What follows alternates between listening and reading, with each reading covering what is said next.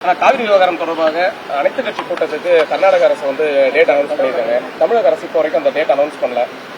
தமிழக அரசை பொறுத்தவரையிலும் தமிழக முதல்வர் அவர்கள் தெளிவாக இருக்கிறார்கள்.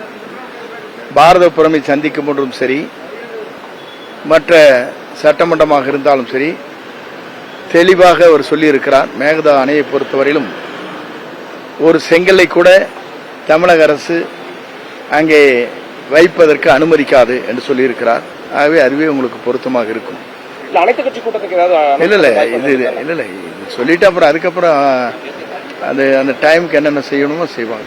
அதே நேரத்தில் புதிய தமிழகம் கட்சி 1ஆம் தேதி அனைத்து கட்சி கூட்டம் ஏற்பாடு பண்ணிருக்கோம். அனைத்து கட்சிகளுக்கும் அழைப்பு கொடுத்துருக்காங்க. தாவேக்காக அழைப்பு கொடுத்துருக்காங்களா?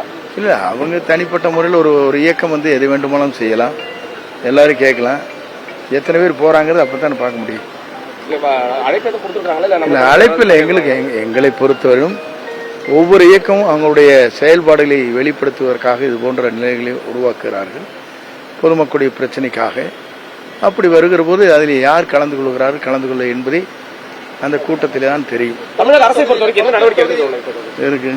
இந்த காவிரி விவகாரத்தை பொறுத்தவரைக்கும் தமிழக அரசு என்ன நடவடிக்கை? ஒரு செங்கல்லை கூட எடுத்து வைக்க கூடாது, மேகதா அணையில் என்ன அதை அனுமதிக்க முடியாதுதான் நம்முடைய முதல்வருடைய தீர்க்கமான முடிவுகள்.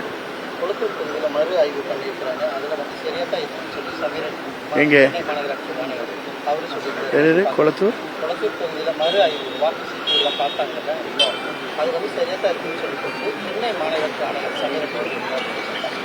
அதுவே மற்றவர்களுக்கு பொருந்தும். சரியா தானே இருக்கு, மற்றவர்கள் பொருந்தும்.